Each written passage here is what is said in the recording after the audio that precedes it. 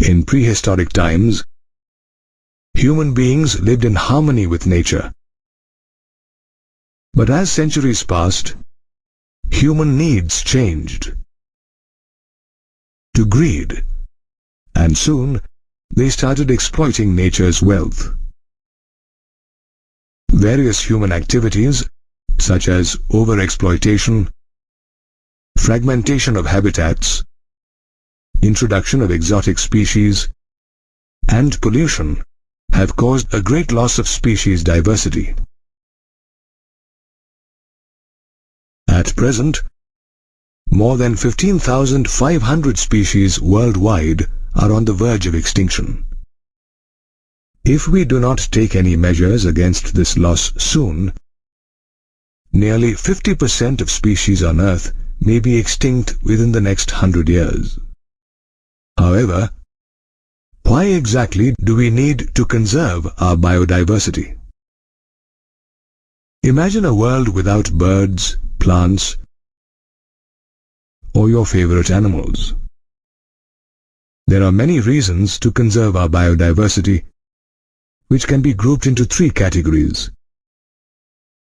narrowly utilitarian, broadly utilitarian, and ethical.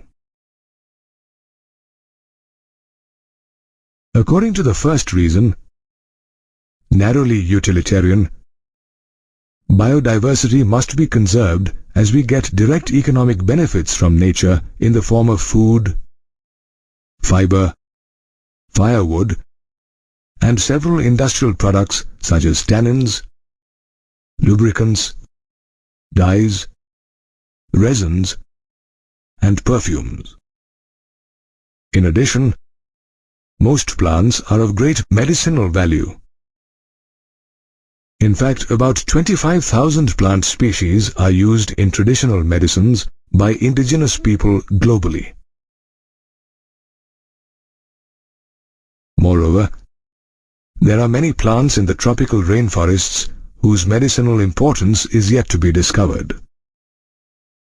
What if these plants have the power to cure several life-threatening diseases, but are also on the verge of extinction? Currently, most nations are exploring bioprospecting, whereby human resources are used to explore molecular, genetic, and species-level diversity for products of economic importance. This means nations with richer biodiversity will probably receive greater economic benefits compared to nations with less biodiversity. Another reason to conserve biodiversity is broadly utilitarian, as it provides major services such as photosynthesis and pollination. Photosynthesis that takes place in green plants initiates energy flow in an ecosystem. Without this process, life on Earth would be impossible. In fact, the Amazon rainforest, also known as the lungs of the planet, produces more than 20% of the world's oxygen through the process of photosynthesis.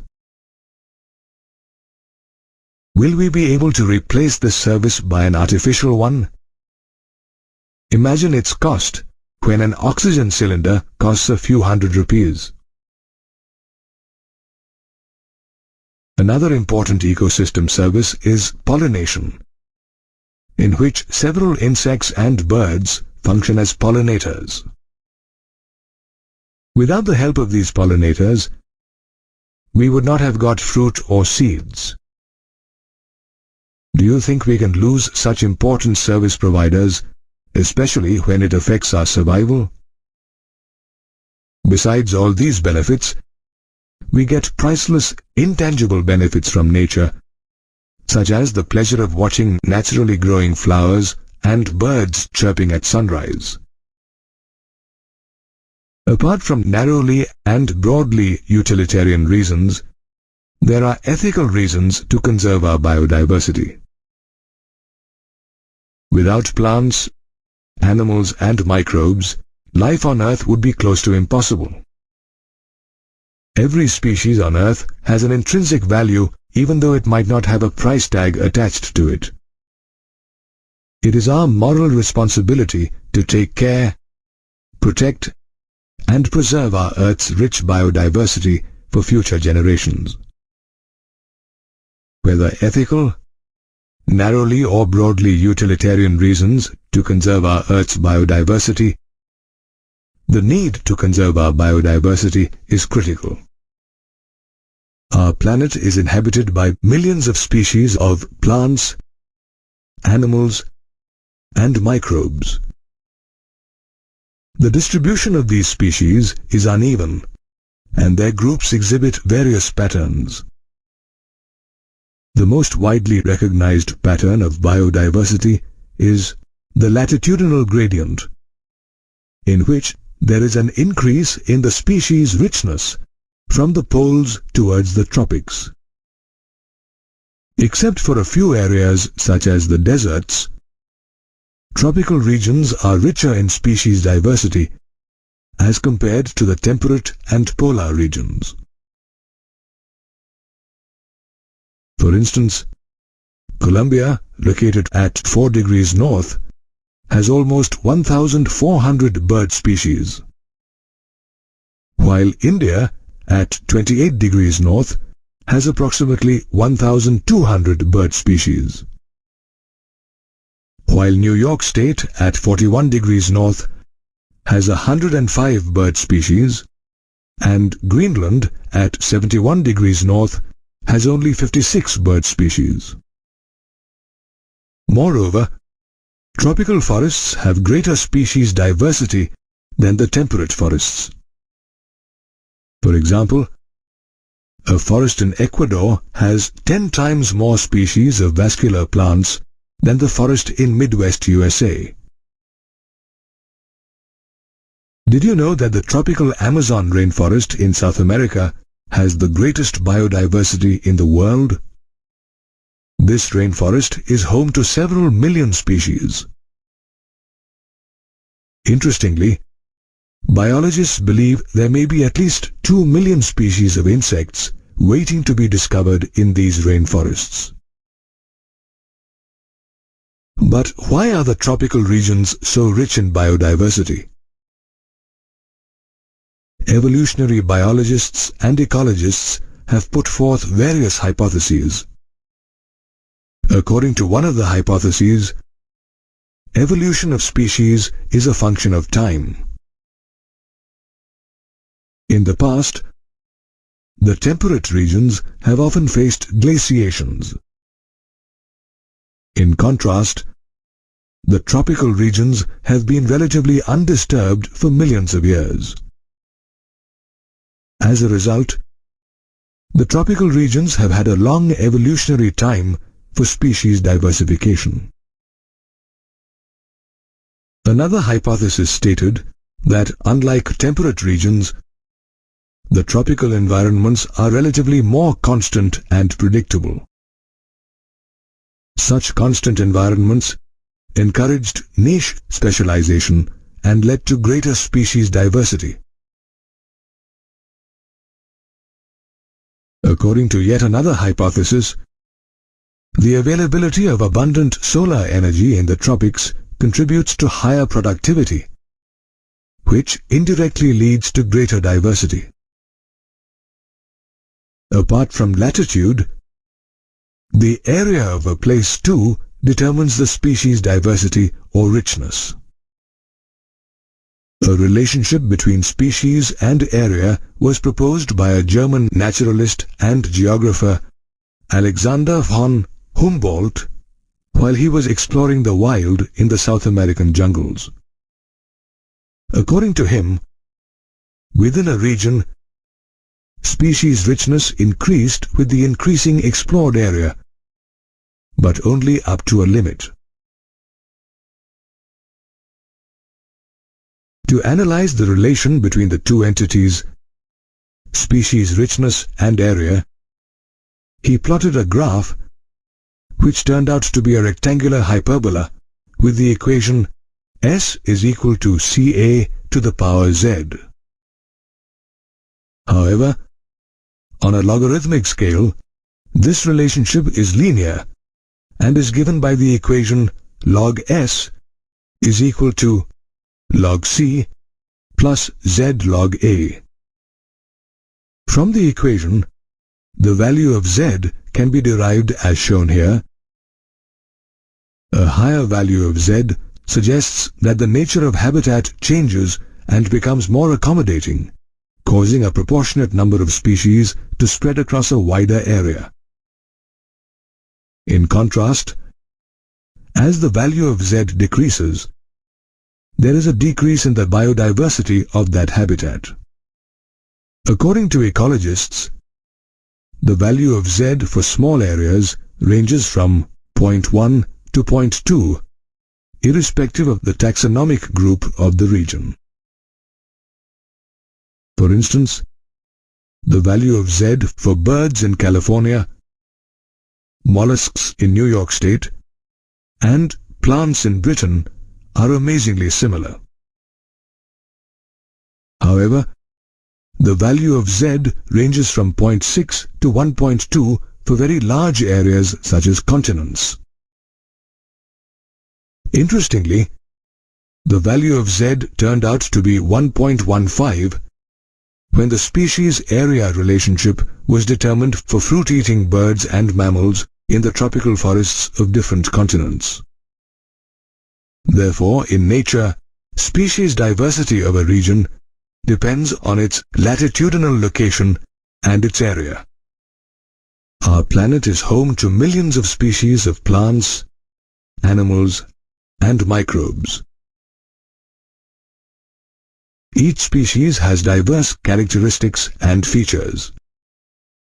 This biodiversity has been researched for decades by evolutionary biologists and ecologists who still continue to better understand the importance of biodiversity. To begin with, let us understand the term biodiversity.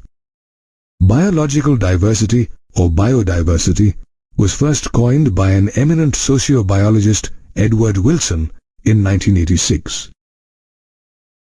He defined biodiversity as the variation of life at all levels of biological organization.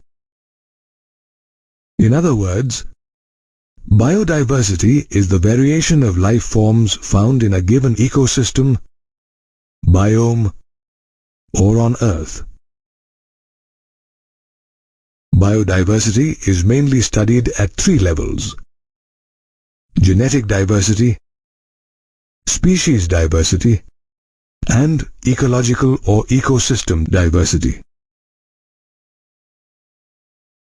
Genetic diversity refers to genetic variations in a single species as well as between distinct species.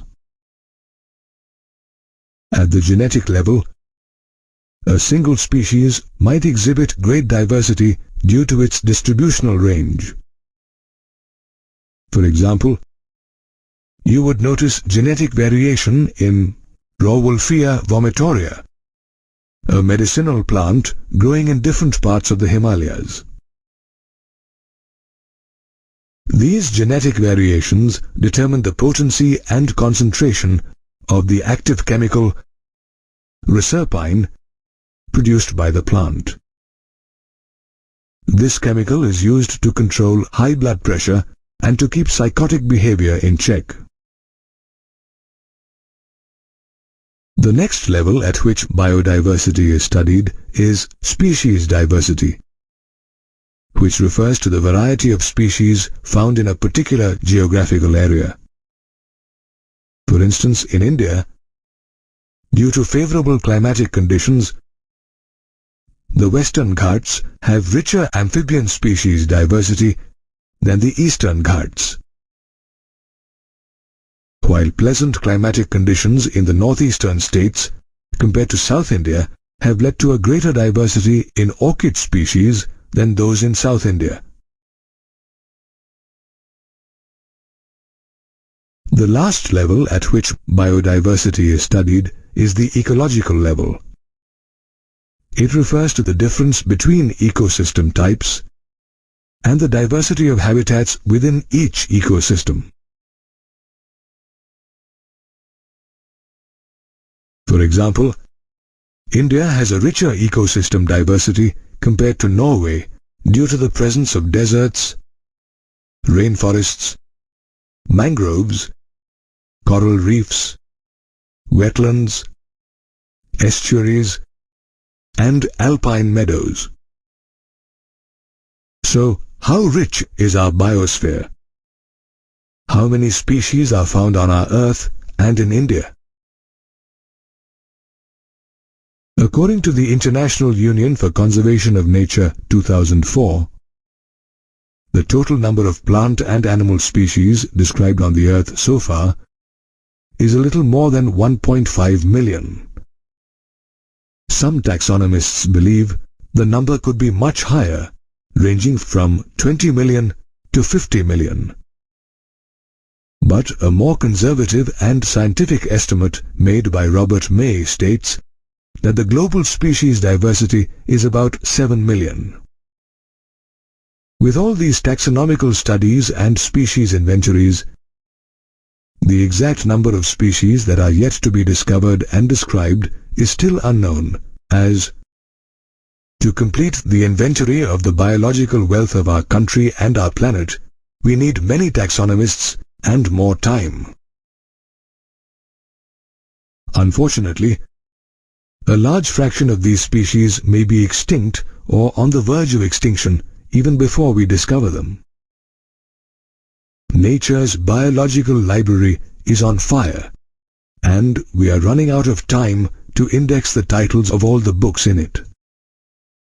However, the taxonomical studies are more or less complete in the temperate regions compared to the tropical regions. The reason is that tropical regions are so harmonious that they are inhabited by a large number of the world's species. It is believed that many new species of flora and fauna are yet to be explored in these regions.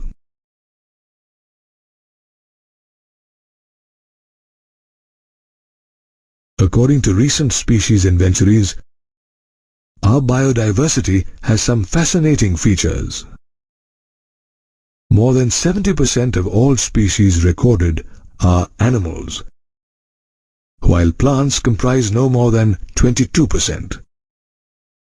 In animals, insects have the largest number of species, and they constitute more than 70% of the total.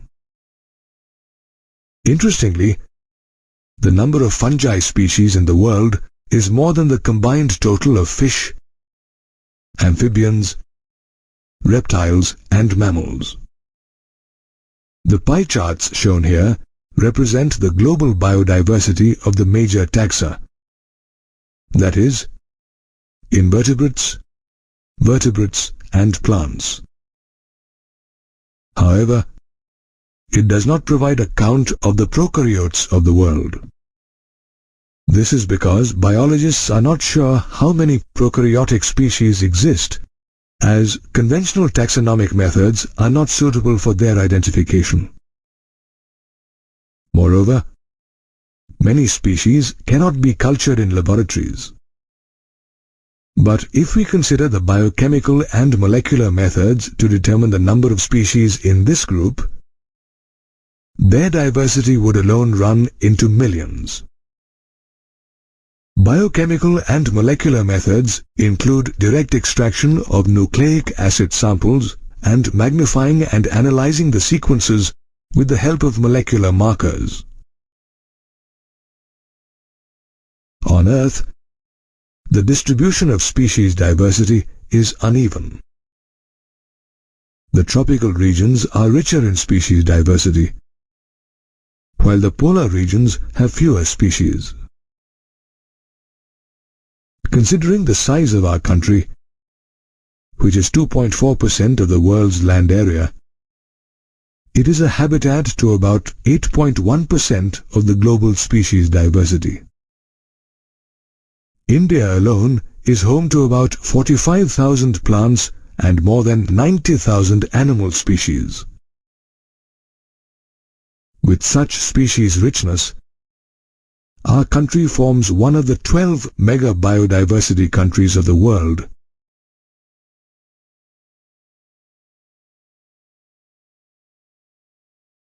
According to May's global estimates, only 22% of the total species has been recorded so far. If we consider these estimates and apply this proportion to India's diversity, we are yet to discover and describe an astounding 1 lakh plus plant species and more than 3 lakh animal species. We need to preserve our rich biodiversity, as it has taken millions of years of evolution to accumulate this wealth, which helps sustain our lives and the lives of other species with whom we share our planet.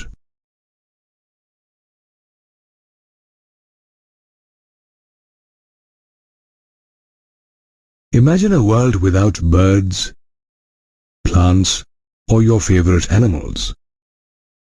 This will be a reality if we do not take any measures to stop the loss of biodiversity on Earth. In fact, experts estimate that nearly 50% of species on Earth might be extinct within the next 100 years. So, how can we conserve biodiversity? Conservation of biodiversity can be done in two ways: in situ or on site, and ex situ or off site. Let us understand these two methods in detail. In situ conservation, we conserve and protect the entire ecosystem. In other words, its biodiversity is protected at all levels. For example, to save tigers, we need to save the forests which are home to these vulnerable creatures.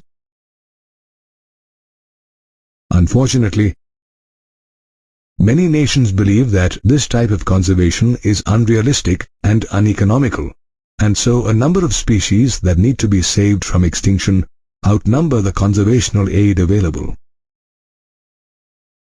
To solve this problem on a global scale, conservationists have identified biodiversity hotspots in the world. Initially, there were 25 biodiversity hotspots in the world, which was later increased to 34. Though these 34 biodiversity hotspots cover less than 2% of the Earth's land area, they are inhabited by an extremely large number of species and a high degree of endemism. The term endemism relates to species that are confined to a particular region and not found elsewhere. For example, many species of lemur are endemic to Madagascar Island. Likewise, the lion-tailed macaque is endemic to the Western Ghats of India.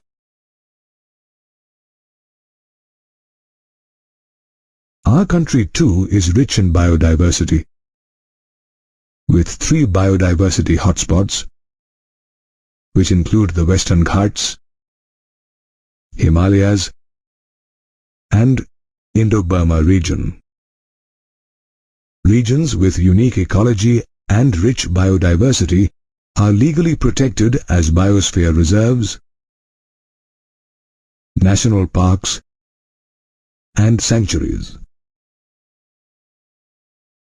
As of today, we have 14 biosphere reserves, 90 national parks, and 448 wildlife sanctuaries in our country. Moreover, Indian religious beliefs and cultural traditions have always emphasized protection of nature. For example, animals such as the elephant and cow, and trees such as peepal and banyan are prohibited from being killed, as people think gods and goddesses reside in them. Moreover, in many cultures, trees and wildlife within tracts of forests called sacred groves were respected and protected. Such sacred groves are found in the Khasi and Jaintia hills in Meghalaya, Aravalli hills of Rajasthan, Western Ghats of Maharashtra and Karnataka, and the Sarguja and Bastar areas of Chhattisgarh. The sacred groves in Meghalaya provide protection to a large number of rare and threatened plants. In this way, we can provide in situ conservation to many plants and animals in their natural habitat.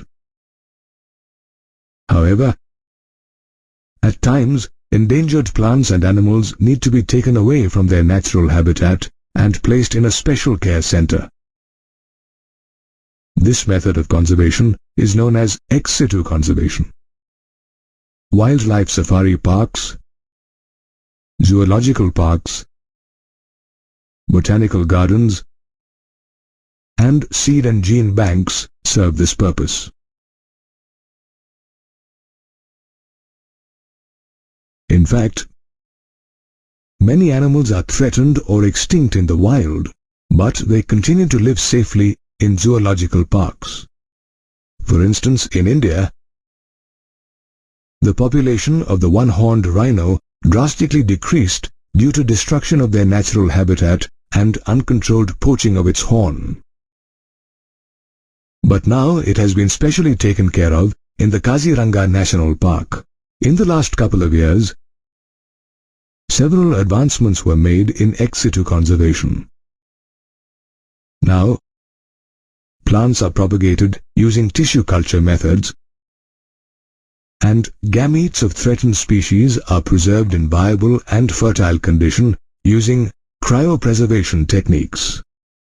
In addition, seed banks are used to preserve seeds of different genetic strains of commercially important plants for a long time. Ex situ and in situ conservation are thus used to protect and preserve our rich biodiversity. As biological wealth is not confined to political boundaries, its conservation is the collective responsibility of all nations. In 1992, the Convention on Biological Diversity, also known as the Earth Summit, was held in Rio de Janeiro, in which all nations were asked to take appropriate measures to conserve biodiversity and sustainably utilize its benefits. In a follow-up, the World Summit on Sustainable Development was held in 2002 in Johannesburg, South Africa. At this summit, 190 countries pledged their commitment to achieve a significant reduction in the current rate of biodiversity loss at global, regional, and local levels by 2010. Ways to conserve our biodiversity are endless, but it is important that we take earnest measures towards its protection and preservation before it's too late. Life originated on Earth about 3.8 billion years ago, and since then, there has been diversification of life forms. More than 1.5 million species of plants and animals have been recorded, and many more millions are yet to be discovered and recorded. But how important is species diversity to an ecosystem?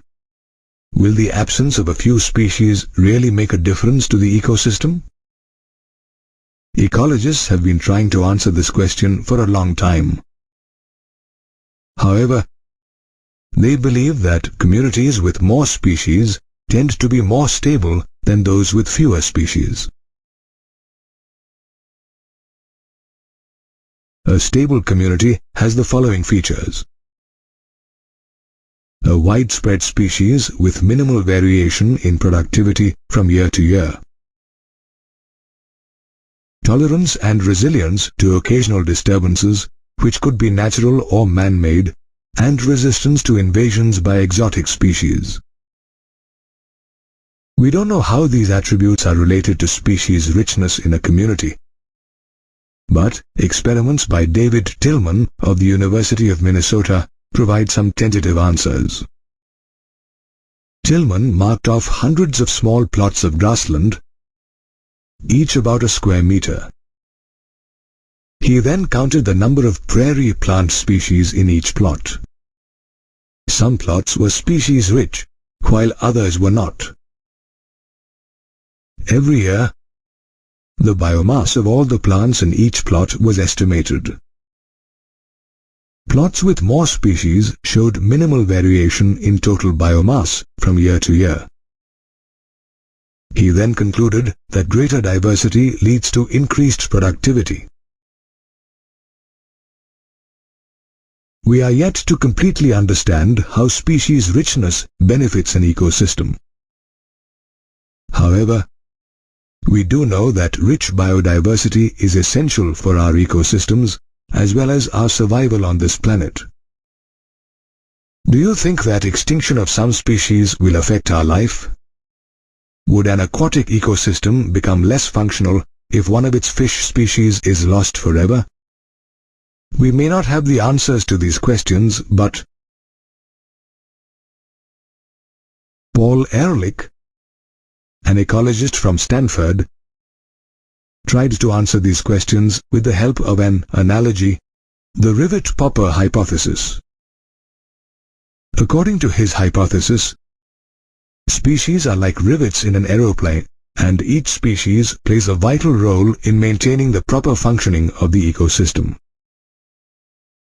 The loss of one rivet may not weaken the aeroplane, but successive losses in rivets will adversely affect the functioning of the aeroplane. Likewise, the loss of one species in the ecosystem may not hamper its functioning, but the extinction of more species will have a great impact on the functioning of the ecosystem. Moreover, the loss of key species that drive major ecosystem functions will adversely affect the ecosystem.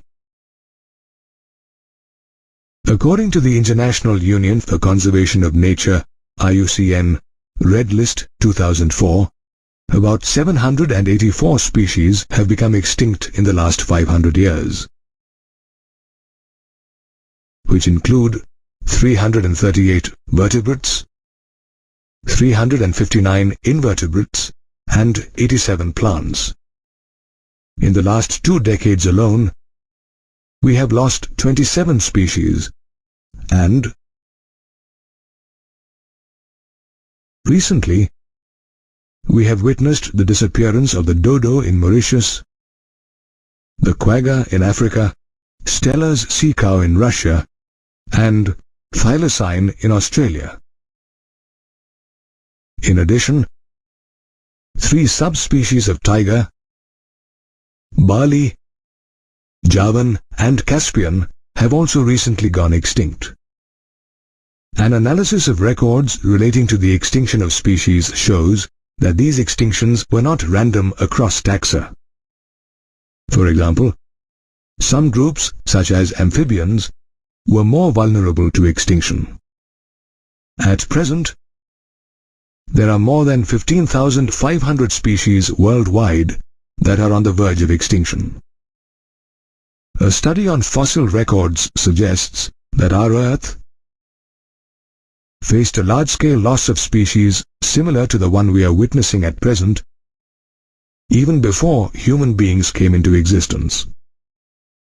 Ever since life originated on Earth, there have been 5 episodes of mass extinction of species.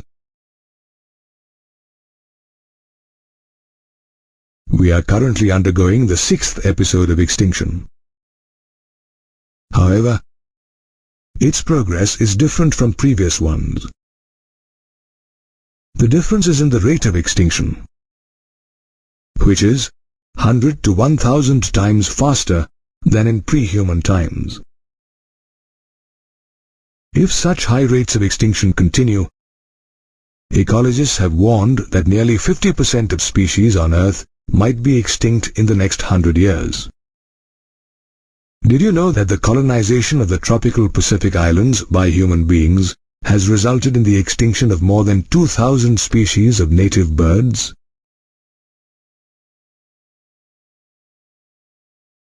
Such a loss of biodiversity has several adverse effects on the earth. It may lead to a decrease in plant production due to loss of pollinators, and lower resistance in plants due to environmental disturbances such as droughts and floods. In addition, it may increase variability in certain ecosystem processes such as plant productivity, water use, and pest and disease cycles. But what is the cause of loss of biodiversity? Sudden climate change and various human activities have accelerated the rate of species extinction. These human activities, which include habitat loss and fragmentation, overexploitation, alien species invasion, and co-extinction, are also known as the evil quartet. Habitat loss and fragmentation is the most important factor responsible for species extinction. The most striking example of habitat loss is our tropical rainforests, which once covered more than 14% of the Earth's land surface and now cover less than 6%. In fact, the process of destruction is still continuing in most tropical forests.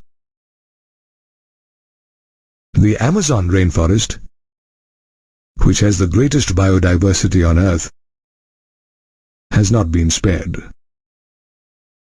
This forest is also known as the lungs of the planet, as it produces more than 20% of the world's oxygen. Sadly, it is being cut and cleared to cultivate soya bean and converted into grasslands to raise beef cattle. Apart from habitat loss, fragmentation of a habitat is also responsible for loss of biodiversity. When large forests in the Western Ghats are broken down into smaller fragments due to various types of human activities, it adversely affects animals which require large territories to survive and reproduce, and thus there is a reduction in their population. For example, the population of the Asian elephants of the Western Ghats has declined due to forest fragmentation. The second major cause of loss of biodiversity is overexploitation of natural resources. For example, many marine fish populations have been overharvested. If such human activities continue, it may threaten their existence. Another cause of loss of biodiversity is invasion of alien species. When an alien or exotic species is introduced accidentally or deliberately into a habitat, it may turn invasive and cause the decline or extinction of indigenous species. For example, the introduction of Parthenium and Lantana on land and the water hyacinth in water has threatened native species. Another example is the African catfish, commonly known as Thai magur and moi fish. This catfish was illegally introduced in West Bengal from Bangladesh 2 years ago, which posed a threat to indigenous fish like rohu and katla.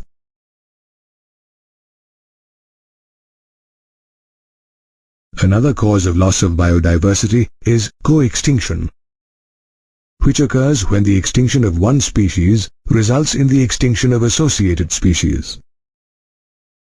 For instance, the loss of the passenger pigeon resulted in the extinction of its parasitic louse, Columbicola extinctus and Campanulotus defectus. Another example is the case of a co-evolved plant pollinator, mutualism, where the extinction of one results in the extinction of the other. For instance, Co-evolved plant-pollinator mutualism seen in the female bee and the orchid Ophrys, where the disappearance of the bee will eventually result in the loss of the orchid. Apart from all these factors, pollution in habitats has threatened the survival of many terrestrial and aquatic species. We are losing our rich biological wealth at an alarming rate. It is essential to control and prevent the loss of our biodiversity to save our planet.